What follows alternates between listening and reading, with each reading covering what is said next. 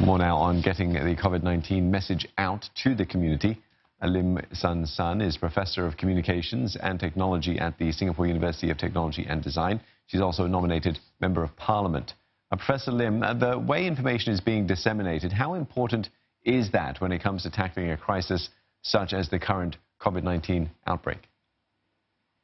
Hi, Steve. Obviously, with an issue like new virus that no one knows very much about, there's a lot of confusion, there's a lot of uncertainty, and at the same time also a tremendous amount of anxiety.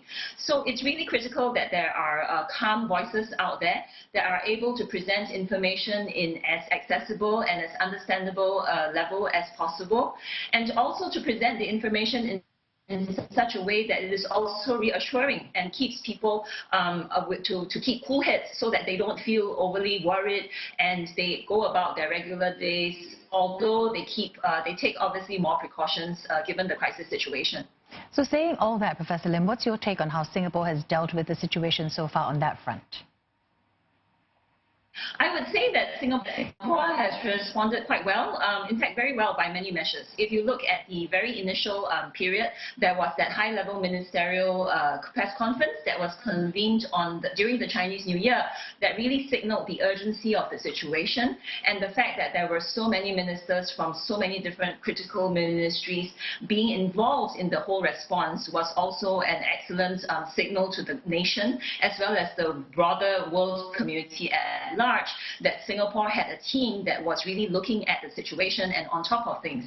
At the same time, you also saw a very strategic deployment of communication channels such as WhatsApp, for example. So the government very quickly set up the gov.sg WhatsApp channel and got people to subscribe to it so that they could get timely updates on COVID-19.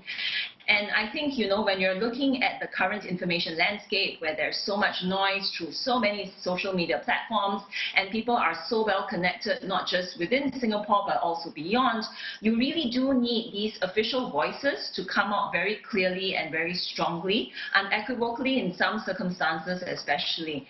And what's also important, I think, with the Singapore approach has been that you saw the ministers, especially PM Lee, speak with a great deal of empathy that reflected their understanding of the people's concerns and the people's worries, and that empathy really was able to communicate the government's ability to recognize what the people were anxious about, and that therefore the government was in fact on top of things and managing the situation to the best possible degree that it can, given the uncertainties around this new disease. Professor, during a time like this, aside from information dissemination, what else is critical? Well, I think besides information dissemination, obviously in terms of information dissemination, there are already very many aspects. First, you've got to be timely. Second, you've got to communicate in such a way that it reaches people on the right platforms that they're on, such as WhatsApp or other channels such as Telegram.